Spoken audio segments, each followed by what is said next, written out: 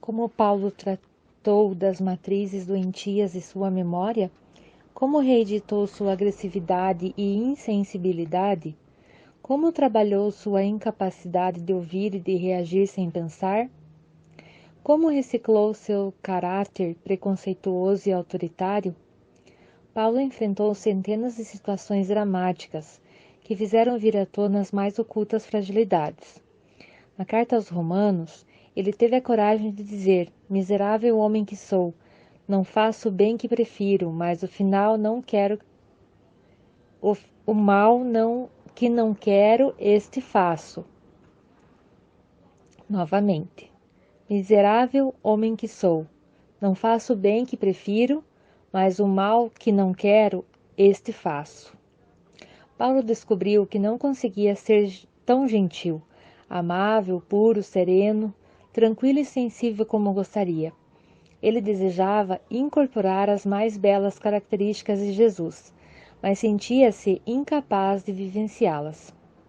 Nesse texto, ele discorre com fineza sobre um grande dilema da psicologia. O ser humano lidera o mundo exterior, mas não é um grande líder de si mesmo. Quem consegue gerenciar a ansiedade? Quem consegue controlar todos os pensamentos negativos? Em águas tranquilas, nos mostramos excelentes timoneiros, mas em águas turbulentas perdemos o leme. Quantas vezes somos coerentes em determinadas situações e insensatos em outras? Todos temos limites, mais cedo ou mais tarde, nos surpreendemos com nossa fragilidade.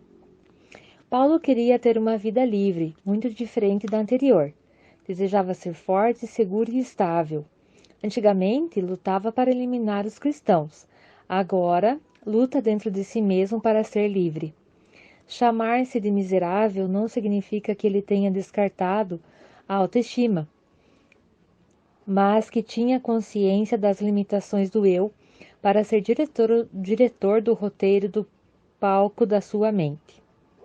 Percebendo o drama dessa luta, ele, nessas mesmas cartas, dá um passo além, mostrando um refinado conhecimento de psicologia, e relata que a transformação da personalidade passa pela renovação da mente e encoraja seus leitores a experimentar tal renovação. O que é renovar a mente? É reeditar o filme do consciente e do inconsciente, reescrever os arquivos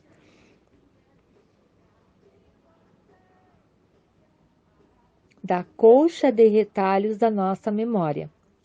Paulo sabia, se não passasse por trás tal transformação, não haveria esperança e toda mudança se tornaria efêmera, fugaz. Ele procurou a presença de Deus com desespero em seu próprio espírito, para que sua alma fosse transformada. Paulo era um jovem preconceituoso.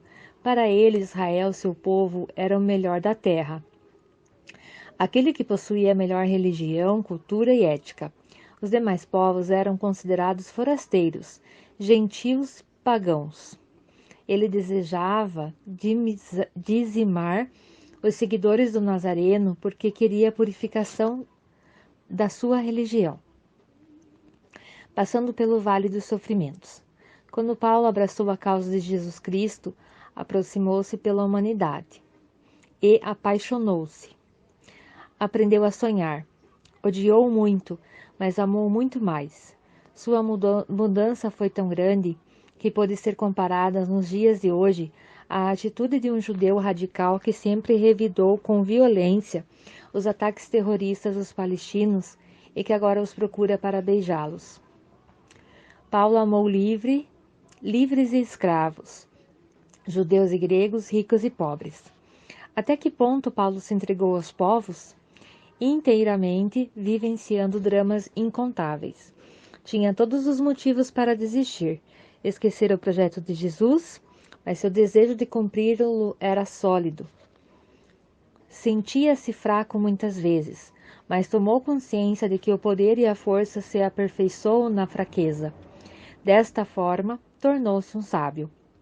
Foi uma das raras pessoas nessa terra que usou cada frustração, incompreensão, rejeição, ferida física e emocional, para expor as mazelas da sua alma e reeditá-las. Para ele, todo sofrimento era inútil, se não fosse usado para lapidar a personalidade. O poder de Deus se aperfeiçoa na fragilidade humana. Esta era a bandeira com que Paulo enfrentava as tormentas da vida. Deus não era uma teoria distante, a milhares de anos-luz, mas o grande artesão da sua personalidade. Assim, o diamante bruto assumia formas de rara beleza. Por buscar a presença de Deus nos momentos quase insuportáveis, ele escrevia uma nova história.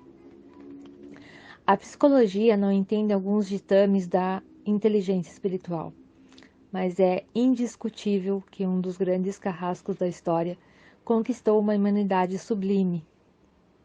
Sua fraqueza, mansidão, solidariedade e capacidade de perdoar são poéticas.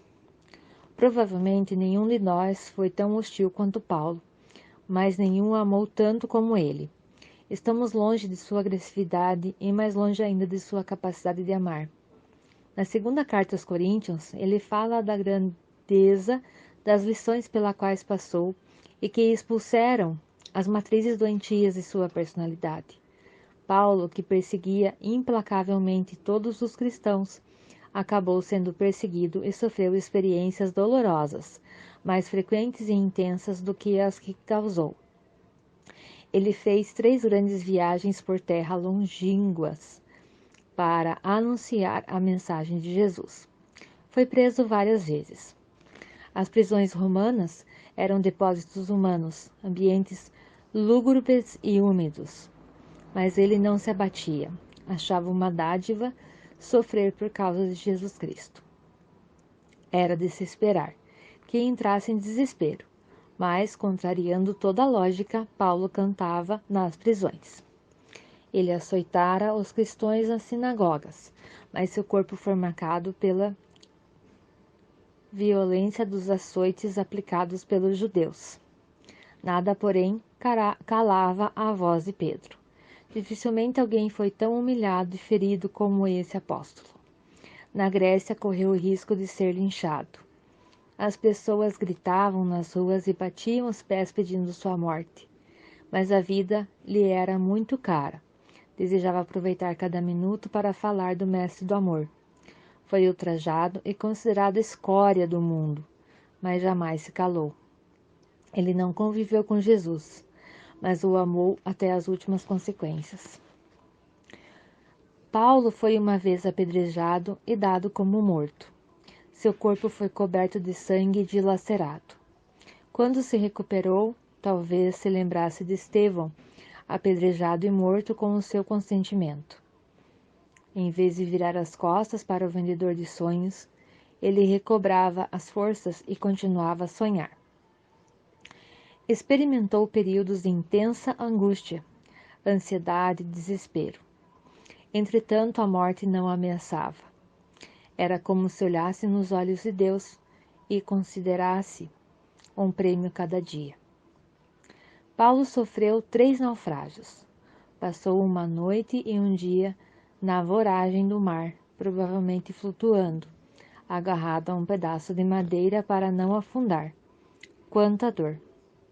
Fazia tudo isso por causa do amor incontrolável que sentia pelas pessoas. Enfrentou perigos de todos os tipos. Foi roubado por salteadores, odiado pelos judeus, rejeitado drasticamente pelos gentios. Em alguns momentos não tinha energia para continuar. Era melhor abandonar tudo, mas não desistia dos sonhos de Jesus. Ficou nu, passou fome e sede. E como se não bastasse todas as tempestades exteriores, vivenciava uma grande tormenta interior, a preocupação afetiva com todas as pessoas que acreditavam em Jesus. Raros personalidades da história pagavam um preço tão grande por amar. Uma declaração de amor. Apesar de ter passado por indescritíveis sofrimentos, Paulo viveu no auge da sua saúde psíquica. Tinha todos os motivos para ser uma pessoa deprimida, mal-humorada e ansiosa, mas era alegre e sereno. Embora tenha relatado todos os seus sofrimentos vexatórios e indignos nessa segunda carta aos Coríntios, Em sua primeira carta, ele fez a mais bela apologia ao amor. Nesse texto, ele superou a sensibilidade dos poetas, a profundidade dos filósofos e a serenidade dos pensadores. No capítulo 13 da primeira carta aos Coríntios, ele afirma que o amor é o alicerce da vida. Uma pessoa pode falar todas as línguas, mas se não tiver amor, é como um bronze que emite sons, mas não tem vida. Uma pessoa pode conhecer todos os mistérios da ciência e da tecnologia, mas se não tiver amor, todo o seu conhecimento sobre Deus é vazio, não tem sentido de vida. Relevando uma sobriedade impressionante, Paulo diz que o amor é paciente e benigno. O amor estabiliza a emoção, torna-se serena e tranquila. A ausência do amor por Deus, pela vida, pelas pessoas, pelo trabalho, fomenta a ansiedade e o egoísmo. Paulo só conseguiu aprender o alfabeto da mansidão e da bondade depois que passou a amar. O amor não arde em ciúmes, não se exalta, não age insensatamente, não procura seus interesses, não guarda mágoas. Paulo sempre fez de sua emoção um depósito de lixo. Os problemas o invadiam e perturbavam. Ele criava inimigos gratuitos. Era uma pessoa transtornada e conflituosa. Paz não fazia parte de sua história. Ele queria destruir os outros porque era autodestrutivo. À medida que começou a transformar a mente e desobstruir a emoção, foi abandonado cada vez mais o apego às próprias ideias, a necessidade de o mundo girar em torno de suas verdades. Quem não gostava de ser contrariado e se coloca acima dos outros é imaturo. O verdadeiro amor não se exalta, não é vítima do orgulho, não procura seus próprios interesses. O amor sólido não se alegra com a injustiça, não tem medo de sofrer, de se entregar, crê com facilidade e tem esperança sólida de que dias melhores virão. Gostaria de escrever um livro um dia sobre todos os temas que Paulo descreveu. É um assunto inesgotável. O amor vence os transtornos emocionais. O amor supera todas as crises familiares. O amor torna ricos os miseráveis. Faz da vida uma aventura. O amor amplia o ângulo de visão dos problemas. Os gigantes se tornam pequenos e as montanhas diminutas pedras. Que homem é esse que faz recomendações no meio de tanta dor? Que homem diz que a vida é encantadora quando o mundo desaba sobre ele? O homem que no passado feriu e torturou foi capaz de um amor incompreensível pela humanidade. As mudanças nas matrizes conscientes e inconscientes da sua memória indicam que Paulo não melhorou apenas seu caráter, mas tornou-se um novo homem. Sua mudança deixa assombrado qualquer pesquisador da psicologia. Ela representa uma das mais revolucionárias transformações da personalidade de um ser humano em toda a história. Representa um retumbante grito de esperança. Se Paulo mudou tanto, qualquer pessoa pode alimentar essa expectativa. A vida que Paulo encontrou em Cristo libertou-o do caos e fê-lo viver intensamente, tornando cada momento uma experiência única, um soneto de amor. Ele demonstrou em cada um dos vales emocionais que atravessou que jamais devemos abrir mão da vida, mesmo com todas as perdas, decepções, desencontros, frustrações. Raramente a vida gerou tanta inspiração, produziu um viver tão vibrante. Paulo foi um homem feliz numa terra de infelizes.